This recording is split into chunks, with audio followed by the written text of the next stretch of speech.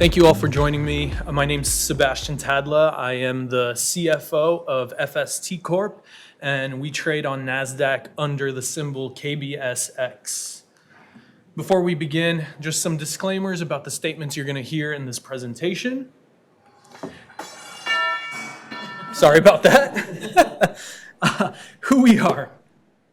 We started manufacturing golf shafts in 1989. However, our history goes further back than that. Our CEO's grandfather started a heavy industrial company in Taiwan where they, 76 years ago today, or this year, excuse me, and they focused on piping. So they were making municipal water pipes, oil and gas piping, and in the 80s they decided, what is a golf shaft except for just a small pipe? Well, they quickly learned that there's a lot of technological advancements that are necessary to go in to manufacturing a good steel shaft. So from 1989 until the mid-2000s, we kept improving our factory, kept improving our manufacturing process, and in the mid-2000s, we finally felt comfortable enough to develop a premium product. So we partnered with renowned shaft designer Kim Braley, and we developed the KBS line of golf shafts. As many of you know, there's a lot of hard work that goes into starting a brand and a company, but there's also quite a bit of luck that is necessary to propel you forward. So in 2008, we were able to have some players on the PGA Tour start using KBS shafts, and one of them won. What this did was it validated the design and it validated the company. And from that time forward, we were on a real upward trajectory. In 2023, we were ranked in the top 100 businesses in the golf industry. And at the beginning of this year, we started trading on NASDAQ. We are headquartered in Boulder, Colorado. Our manufacturing is done in our factory, which is south of Taipei in Taiwan. We also have a few additional offices around the world. In Carlsbad, California, we have a sales and marketing office as well as a fitting studio. In Tokyo, Japan, we have a sales and marketing office and a fitting studio, as well as in Taipei. KBS shafts can be bought anywhere in the world where there is a pro shop, any sort of golf store, or you can purchase them online directly from us. Our product portfolio breaks down into 3 segments. The first one is our premium shafts. These are the KBS branded shafts. They have the highest level of design, and we really recommend players get fitted into the correct product. These represent roughly 53% of our overall shaft revenue and 32% of our units. In the middle, we have our standard shafts. So these are non-branded, but these are sold to our OEM partners. So anytime one of our partners, such as TaylorMade, Callaway, Titleist, decides to release a new golf club, the shaft that is coming in line that you can purchase off the wall at a golf retailer, that is your standard shaft. These represent roughly 45% of our revenue and 50% of our units. And finally, on the right, we have the economy shafts. So these are the shafts that we started manufacturing in the late 80s. These are going into big box retailers. They're unbranded. They represent 3% of our revenue, 18% of our units.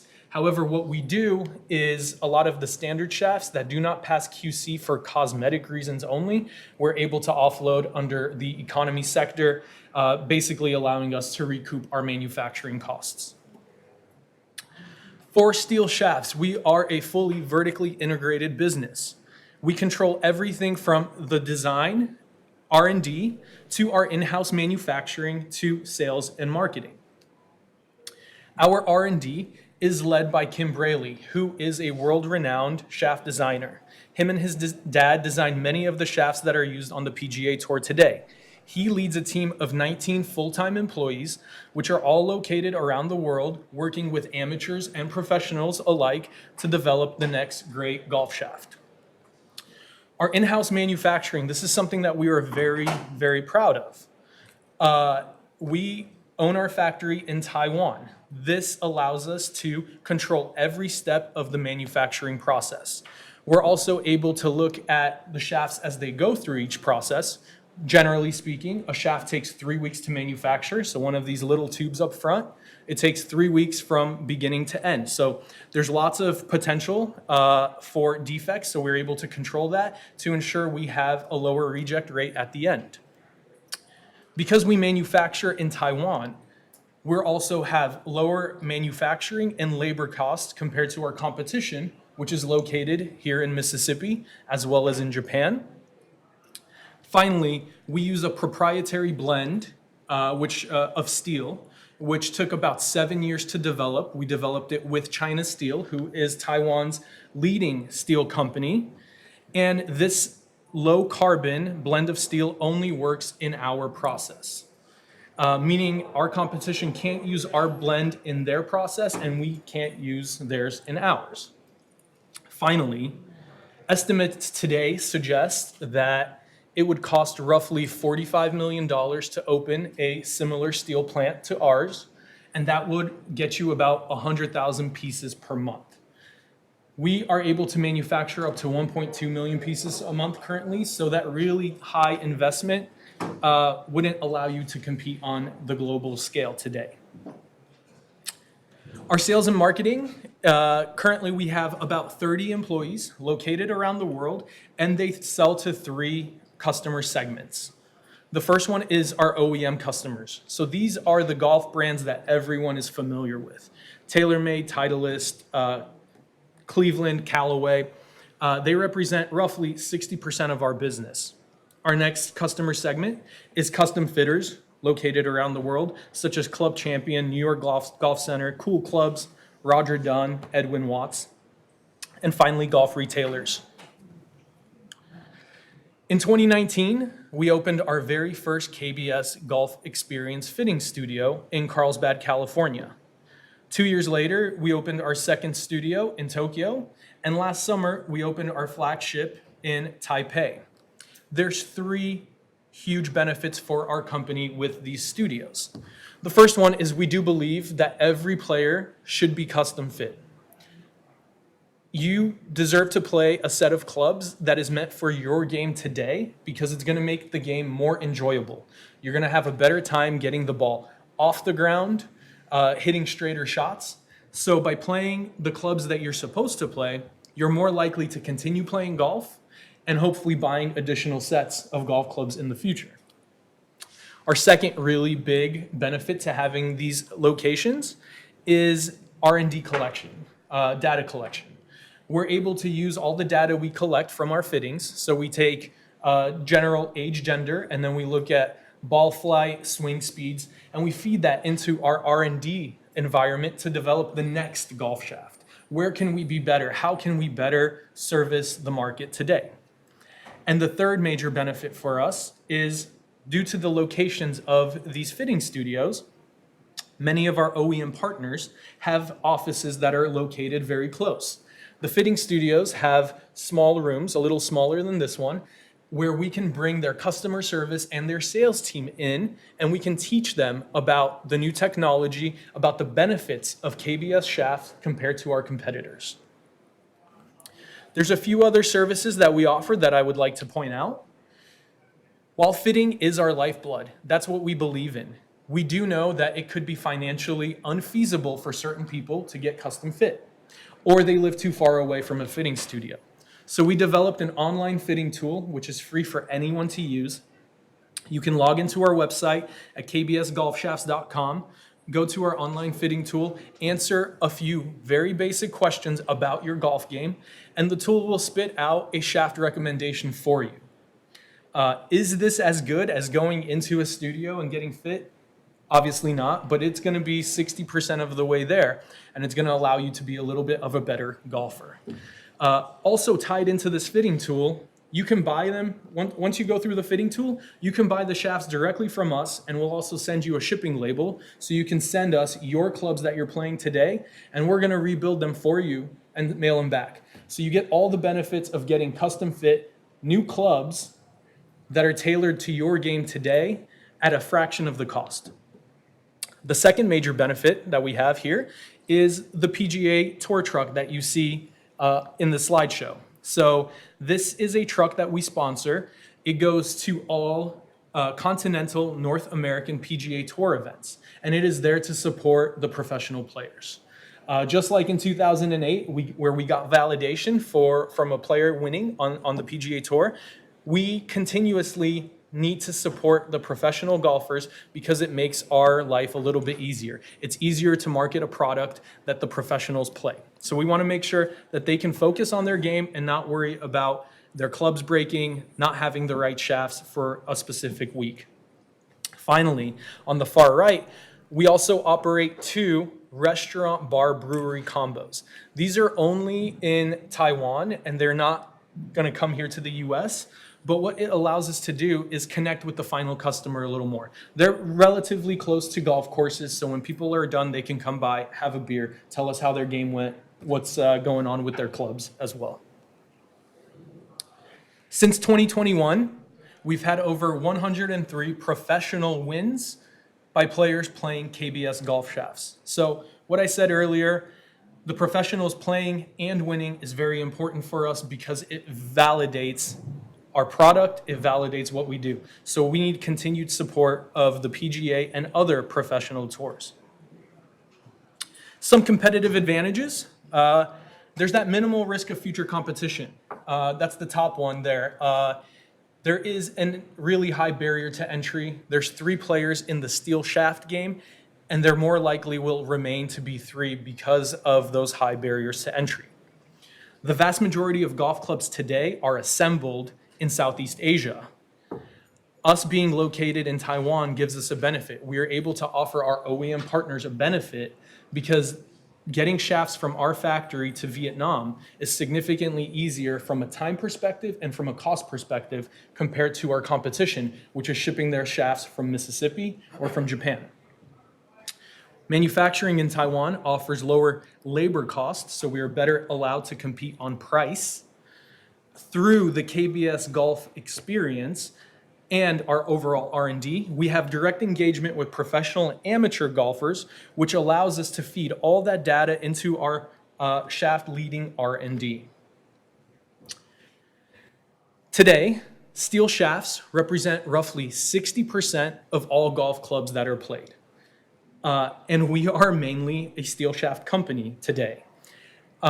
Even as the game continues to grow, that 60% threshold will remain in place because steel offers stability and consistent performance that graphite shafts can't match. So high-level amateurs who are in their prime will continue to play steel, and professional athletes will continue to play steel.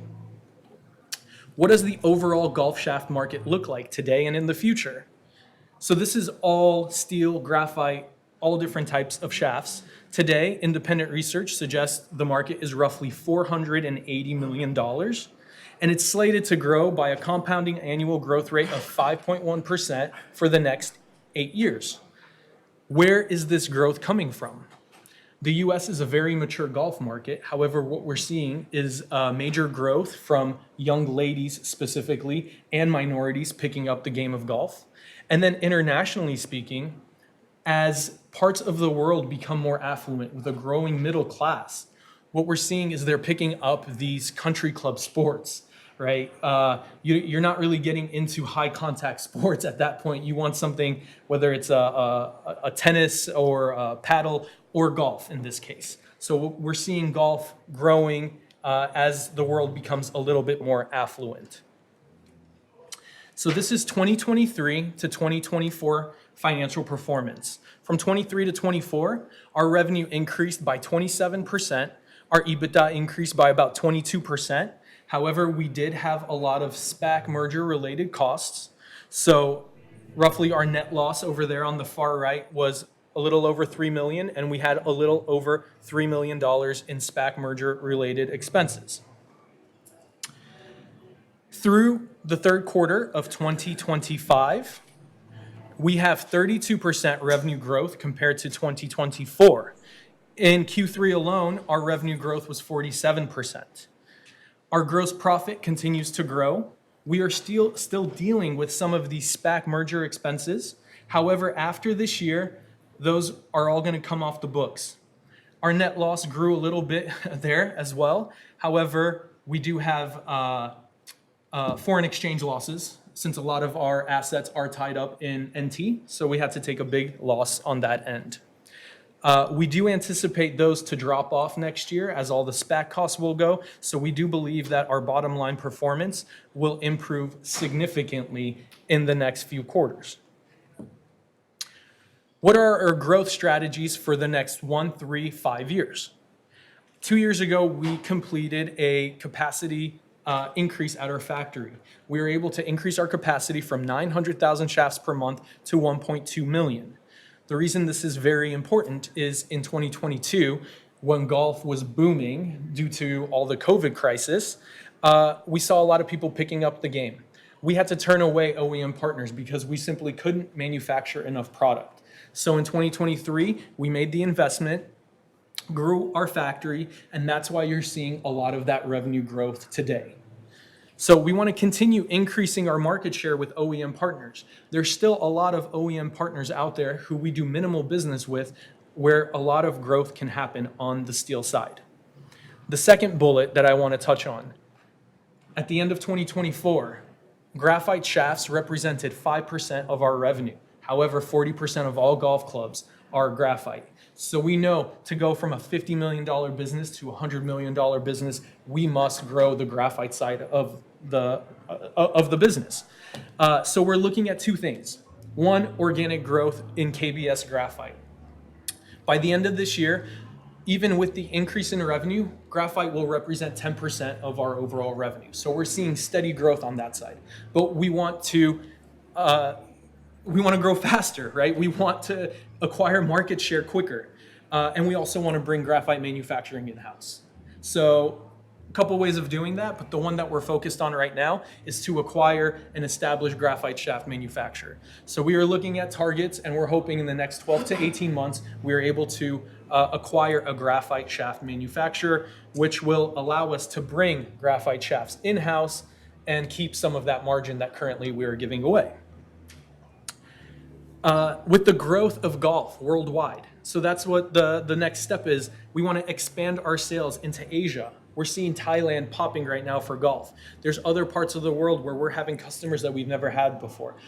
We have customers in Kenya today. So as golf becomes a more and more global game, we want to make sure that we are there to support them, to teach them about the benefits of KBS and what we offer so the players over there can play the right clubs.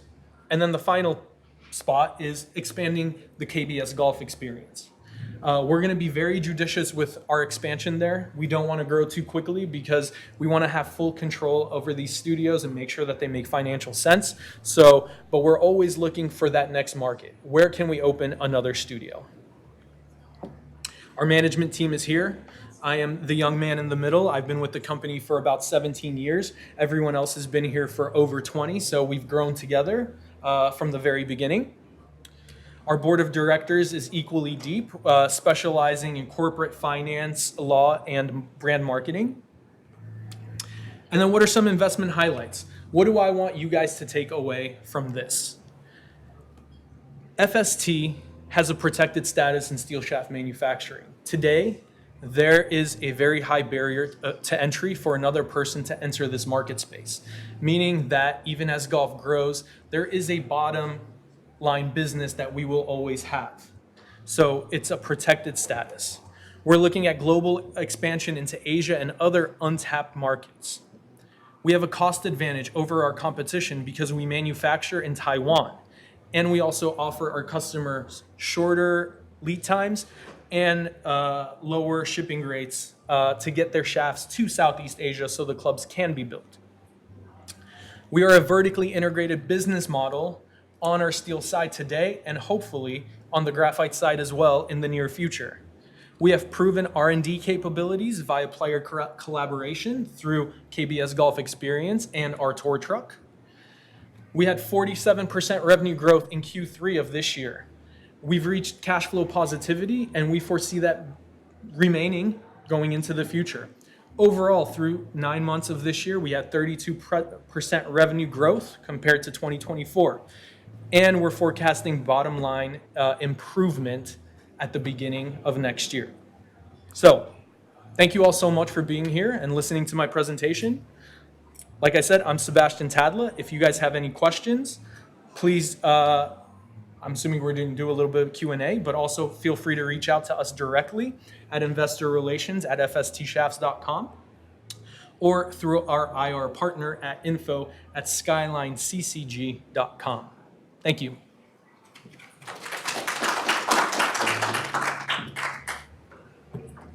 Short story to the Yes, sir. quarter's growth.